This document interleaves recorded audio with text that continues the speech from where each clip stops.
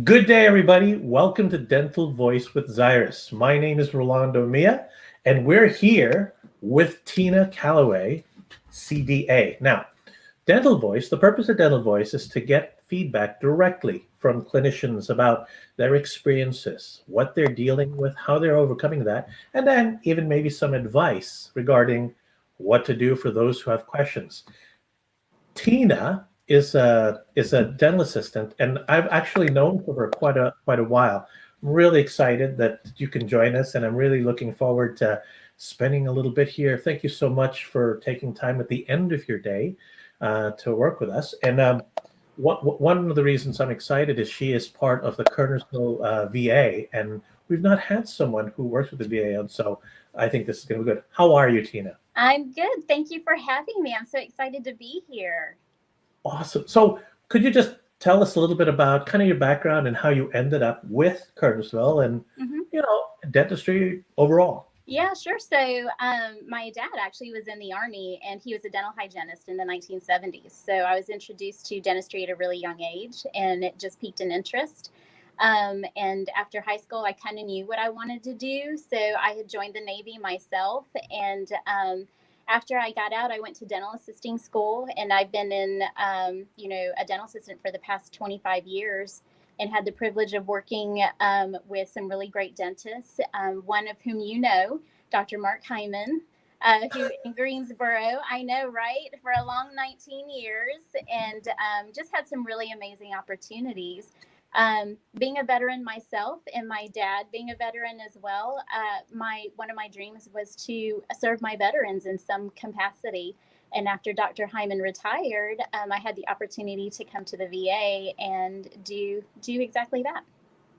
Wow. First of all, thank you. Really appreciate it. Because of what you do, we get to do what we do. And then also the fact that you're with the armed forces and you continue, I really appreciate that and love that. Thank you. I'm curious, in in your current capacity, you've been doing this for quite a while, Mhm. and you did it in the private sector. Now you're part of the Veterans Administration. What would you say is the biggest difference that you're seeing between the two? How would you describe it? I would definitely say the difference between the two would probably be management. Whereas private practice is exactly that. It is a private business. And mainly the doctor was, he was the president of the company. Whereas in a federal capacity, obviously it is a federal government institution, and so we kind of follow direction just like you do in the military, ranking things like that. Oh, cool. Yeah. COVID has been such a incredible thing, and it's completely blindsided virtually everybody, especially when you look at the private practices. How has COVID affected VA based on what you're seeing? Sure. So, interestingly enough, so when COVID first hit and private practices pretty much were closing down for a while, we were still open here at the VA. We were only seeing urgent care patients, and that was really helpful to a lot of our patients, although, we had to set aside a lot of appointments. So, interesting about the VA is they're being very, very cautious, which I'm thankful for. They started slowly ramping up seeing patients. So right now, we are at 50% capacity to see our patients rather than 100%. So we started out at 25%, 50%, and then working our way up to 100. So right now, at this moment, we're at 50%.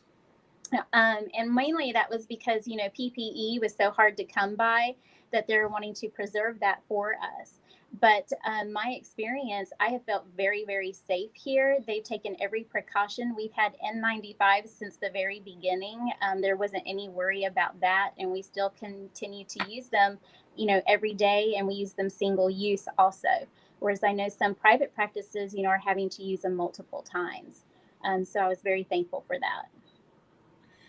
Do you see there was so much apprehension um, early on with regard to transmission, how is this, what are the modes of transmission, how do Mhm. we maintain safety, how do we maintain the integrity of the patients before and after, What was kind of the process that you've had to go through, or was it pretty much the same? So our process right now actually is when our patients call and they're trying to schedule an appointment. We just opened up for elective care, but in order to get that appointment, we have to place an order for a COVID test. So all of our patients are being COVID tested before they come in, at least 3 days before they come in, and they're quarantining until the date and time of their appointment. Now, you know, the emergency patients who might be a walk-in or what might have you, they're usually the ones that aren't COVID tested, but we just do mostly triage and try to take care of it that way and see what we can do about getting them, palliative care, which is just getting them comfortable until they can come back for a procedure and get that COVID test taken. Wow. So prior to coming in, when a patient calls in to schedule, Mm-hmm. they're all 100% tested for COVID. Is that correct? That is correct. So that's a huge difference between what we were seeing in the private sector, where it's screening, but you're not being tested. Right. And with you, holy cow! Mm-hmm. When you as you were working, did you have fear? How did you feel about just everything about this? Sure. And your So safety? honestly, I can't say that I was really had fear about it, Rolando, because being in the business for 25 years of dentistry, we have gone through so many different, things like H1N1 and, other viruses coming about. And I was just, to me, honestly, I was thinking, it's just another one, just another one to add to the list of everything else we have to protect ourselves from. That's pretty much how I thought about it. I had even asked, Dr. Hyman, who I'd worked with for 19 years, and asked him, I said, I guess for me, I'm trying to understand how this is different from all the other, they weren't quite pandemics back in the day, but, they were still viruses that were coming out and on the news. How is this any different than what we had before? What we did was we continued to protect ourselves by wearing our masks like we did, our coverings, all that good stuff. And one of the things that he said, we protected ourselves the best that we could and the best that we knew how. And so the same thing occurs today, protecting ourselves the best way that we can and the best that we know how. For me, and this is just my own personal opinion, is just that, we're continuing to do the same, just adding maybe a little bit more, just tweaking it, another degree. I love the focus on that. I think it helps too to reassure that there's that your patient is negative for COVID, which is nice. Not, who is it? Dr. Resnick was saying what makes it so scary is Mm-hmm.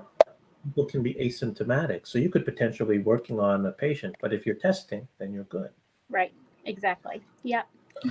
So I'm curious. There's been so much, and it keeps going back and forth, and I'd love to get your opinion with regard to this.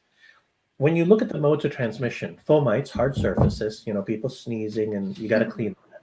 Then you've got droplets, spray, spatter, splatter. That's a big issue. But the one that seems to be back and forth all over the place is this issue of aerosols. Mm-hmm. Is COVID transmitted through aerosols, or is COVID not? What are your thoughts on that, and how do you feel about it?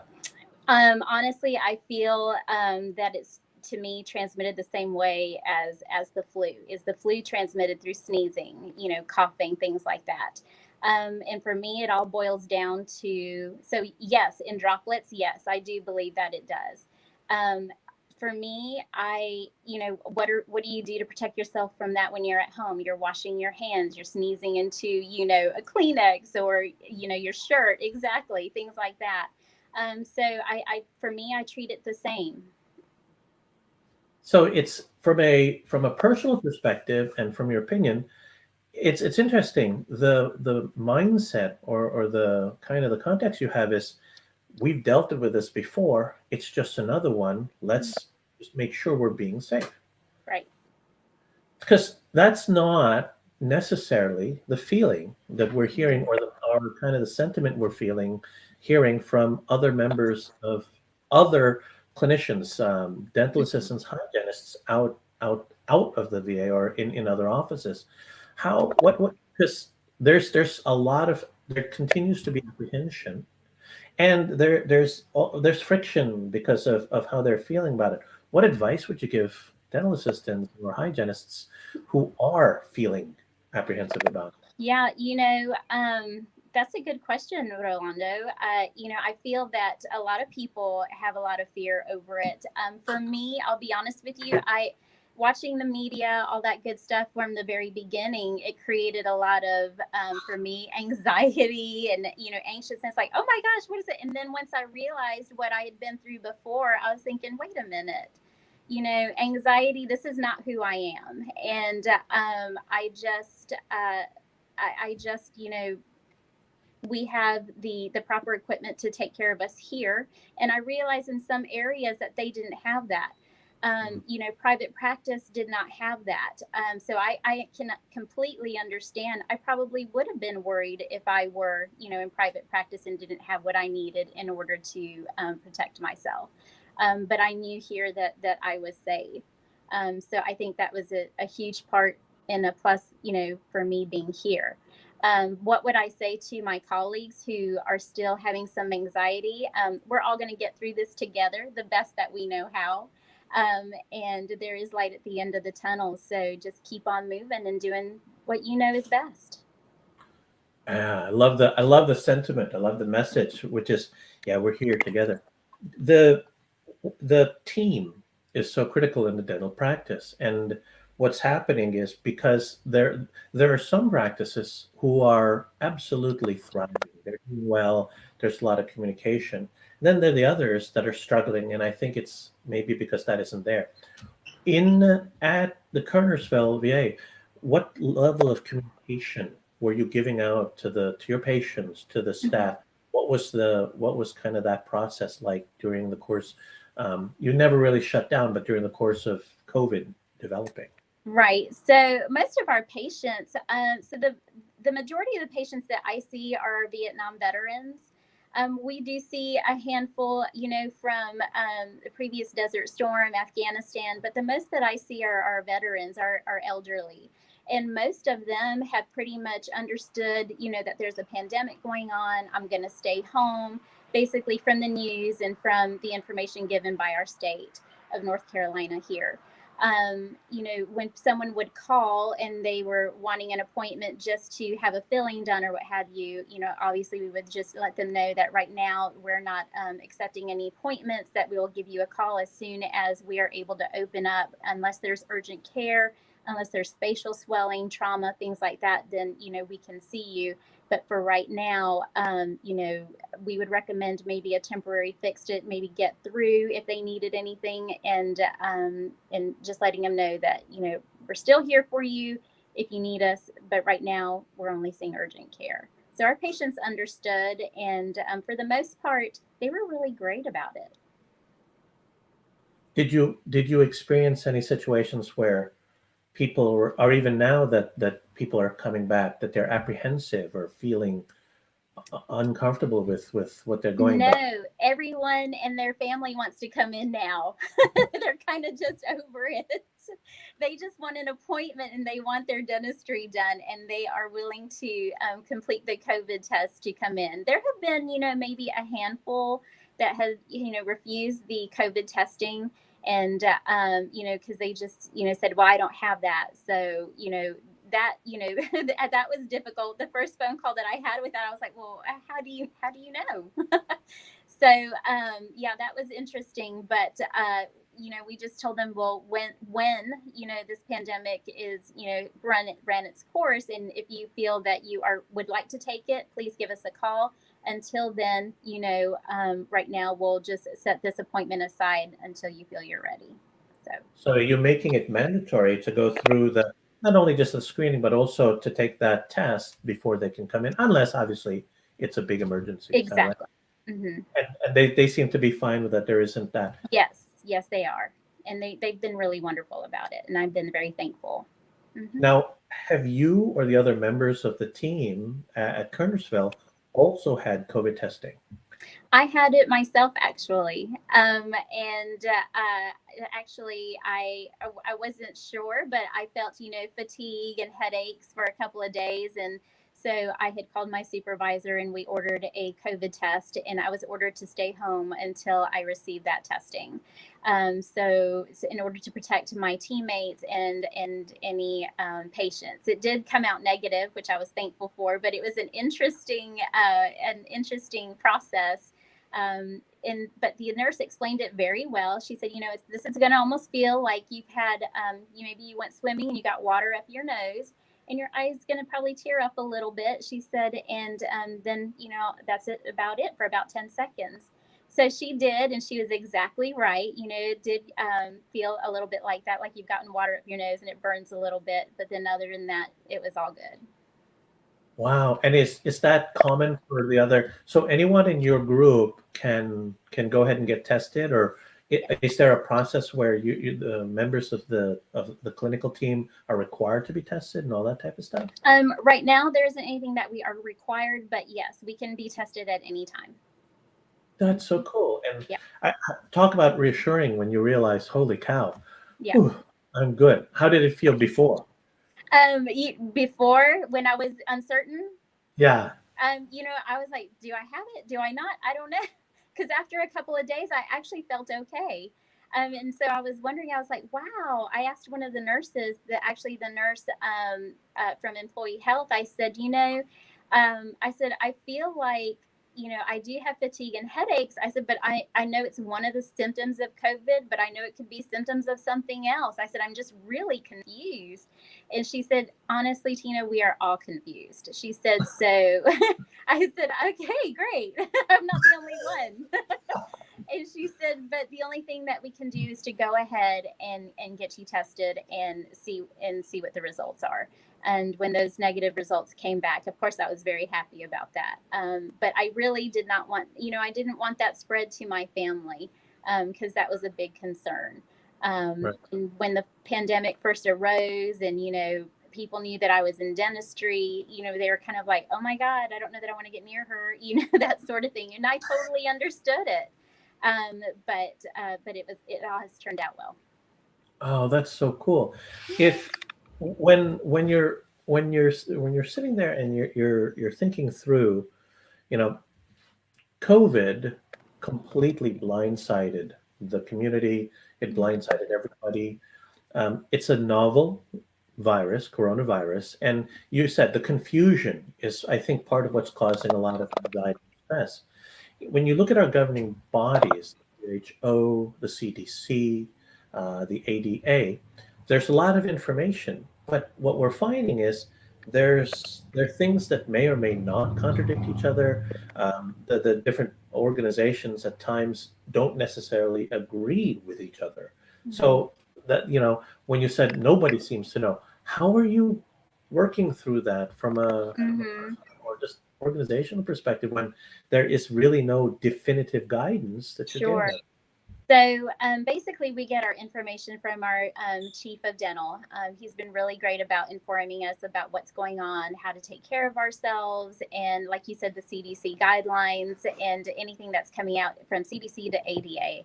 So pretty much, we're getting our information from up top as far as what we need to do in order to take care of ourselves, and just really, being smart about, that information that's coming out there. Like I said before, just doing the best that we can with what we have and with what we know.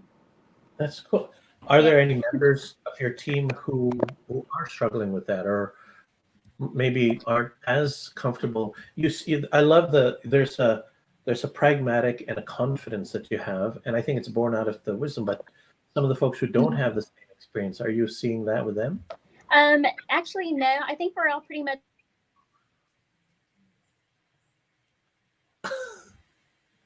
Uh-oh, I can't hear you. Can you hear me now? There, now I can hear you. Okay, sorry. No. I think we're all pretty much on the same page. Everyone here has been in dentistry for quite a while, and they're very experienced with it. They get the same information that I do. So we're just all kind of in the same boat together. That is so cool. From a process perspective, when you're done with your day, um, PPE, all that type of stuff, what's the process that you go through before you go home? Before I go home, so basically, our PPE is all single use. The process before I go home is pretty much the only thing that I really have to remove are pretty much just my shoes here because everything else has been covered. And then that's it. That's it. Yeah, just my shoes. Oh, that's awesome. Everything's covered. Hair, face shields, even eyewear with the face shield, our N95s and a mask over our N95. Our coverings, we wear booties with every single patient.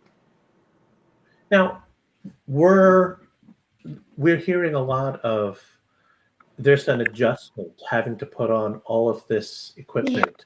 Yeah. Did you experience the same thing? Yeah, I am. It's very hot. It's muy caliente.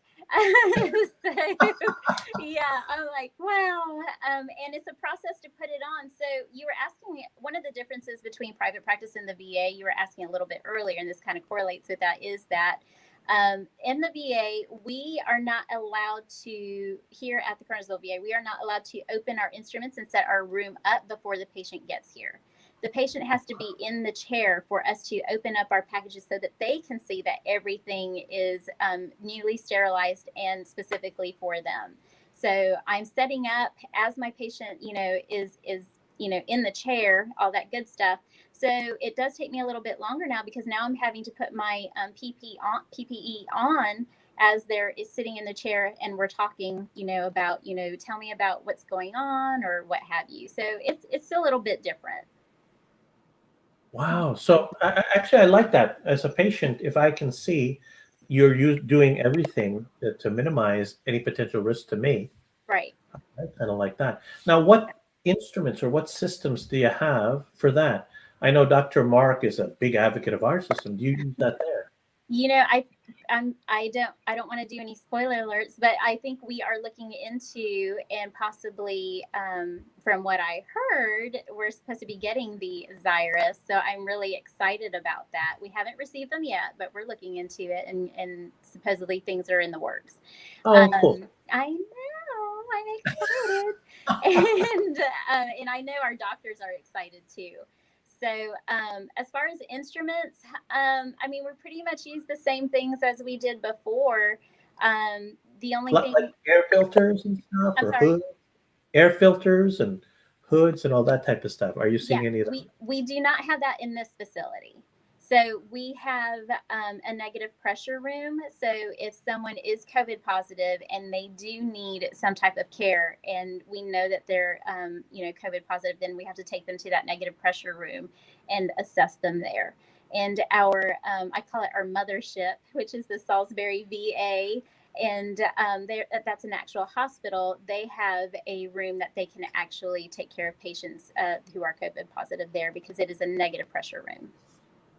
That is so cool. And it makes sense. You don't need as many of the extra precautions because you're confirming up front that your patients are COVID negative. So as long as you maintain the integrity of what you are and all that. And then I love the idea. So if a patient does come back and they need treatment, mm-hmm. they go into a special room or another facility. Is that what I understand? Yes, that is correct. And then do you treat them there, or is there a separate team that's responsible for doing that? I believe that it is when they go to the negative pressure room, it's whoever the doctor's patient and that assistant, as long as they're willing to go in to work with them, that's fine. That's cool. And have you seen the great news is what we're hearing, and I'd be curious to see what your experience is. We're seeing very, very few COVID cases coming out of dentistry when prior to this, everything was going to be kind of the mega center, super spreader, all that. And are you seeing same thing? Very few cases? Yeah, very few actually. If maybe the people that, so with the patients that have had their COVID test, maybe there have been like 3 or 4 in this clinic that have come up positive. So we see that testing beforehand on their chart, and then and the patient doesn't know if they're positive or not or negative. So we're usually the one to call them to let them know that, you know, you've tested positive for COVID. So, you know, for this appointment, we're going to have to either reschedule, or, you know, if you're in excruciating pain, we're going to have to take you to a negative pressure room. But most of them have been, you know, well, I'm not in so much pain that, you know, I can't wait. So it's maybe, yeah, that's about it. Wow. I couldn't imagine.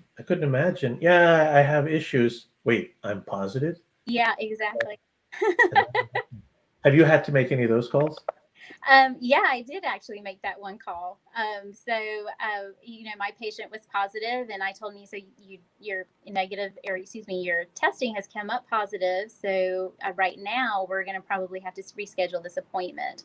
And he said, "Oh my gosh, really? I'm positive?" And we said yes. So we were going to have their medical provider call them and guide them through what they needed to do, because you know, dentistry, obviously we deal with the mouth, so their medical provider would call them to help them through what is the next steps. Wow. Well, it's kind of cool to think that when you look at the VA Kernersville, it's affiliated with a hospital, so you have the ability to kind of transition, and you've got the connection, which is really nice. That's been great. That's been very helpful. Mm-hmm. So that's cool. So do you miss private practice? I miss all my Fridays off in private practice. That's what I truly miss. What I miss about, but I do get every other Friday off here, so I do love that. I was just spoiled for 23 years. That's all. So yeah. But what I miss about private practice, you know, it's really hard to say, because I'm just in a whole nother, you know, adventure in my life. And I had a really great time in private practice. I loved the people, loved the doctors. But here at the VA, I have experienced wonderful relationships with my veteran patients and my doctors. And when you know what you're truly called to do and you're doing it, I don't think you miss the past. Yeah. That is so cool. Oh wow. If you could kind of sum up everything that we've kind of been talking about, and kind of in a way to close out this section, what's the message that you'd like to get out to folks who are going to see this? What's the message you'd like to get to potentially some of the patients that you've been able to see this, or your teammates, or other folks out there? Yeah, sure. So I would say, you know, collectively, we're all working in this together. You know, trust that your doctors and your dental assistants are doing the right thing. And if you have questions, don't be afraid to ask. It's okay. Most patients I find are kind of afraid to ask, or they might be on the fence. And, you know, that's why I always ask my patients, do you have any questions for me regarding your treatment, or what it is that we're doing today, or, you know, what we're doing for your care, or or helping you through this? And they'll just, you know, well, I wanted to ask you, you know, about, you know, COVID, and, you know, and I'll be happy to answer their questions. And if I can't answer them, you know, I'll get my doctor to answer them for us. So that I'll know as well. And as far as, you know, my dental assisting colleagues, you know, you are all intelligent men and women, and you're doing this hopefully because you love it, and it was something that, you know, that you were inspired to do. And when you do the right thing, I think everything else will fall into place. And, you know, as far as our doctors, you know, just know that we want to be there to help you and our team. If you feel that we're not working to our fullest capacity, you know, speaking with us in a gentle manner privately, I think would do wonders. Putting it all out on the table so that we have a clear understanding. So a clear message sent is a clear message received. This is one of our dear friends, Kathy Jameson, always used to say, and I truly live by that. So yeah, it's just, you know, all working collectively together and communicating, and I think that is a huge deal. That's awesome. Thank you so much for that. Thank There's you. a message here from A Mark McIntyre. I think this is kind of. Yeah. I think the assistant makes the doctor. That's I agree with Mark McIntyre. He is absolutely wonderful. Send him my hugs. oh I my goodness. totally agree. Well, hey, folks, those of you who've been watching this and who joined us or who will be watching this, if you like this, please share it. If you have questions for us, please let us know. If you have any questions or would like to communicate with Tina, send us those and we'll make sure we get any of those questions or that information to her. Tina, if people have question about the Kernersville VA, what would be the best the way for them to kind of Um, find out about that? Sure. If they have questions, I believe their website, the Kernersville VA website or the Salisbury VA website would be the best place to go for questions. And that should direct them to someone who might be able to answer any questions that they might have. Awesome. Yeah. It's funny. Look at these guys. I see that. Well, I want to thank Dr. Mark Hyman. Again, that's how we met, but it's been an absolute pleasure spending time with you. Thank you so much for taking time at the end of your day and I did not know about the COVID testing and about the process you have and the special, negative pressure rooms and all of that. And I love the fact and yeah, it's a safe place to be and it's a good thing. And I'm so appreciative of that. And thank you so much for your time. Well, thank you. I appreciate you. So at some point several months from now, when we're into this and we're through, would you be willing to join us again and kind of share how else things are going or how you're doing? For you, Rolando, anything. But only for you. Oh, all right. Hey, have a great rest of your week. Have a wonderful, safe weekend. And I'm sure we'll be talking again. Thank you so much. Sounds good. All right. Thank you. Bye. Bye, everyone.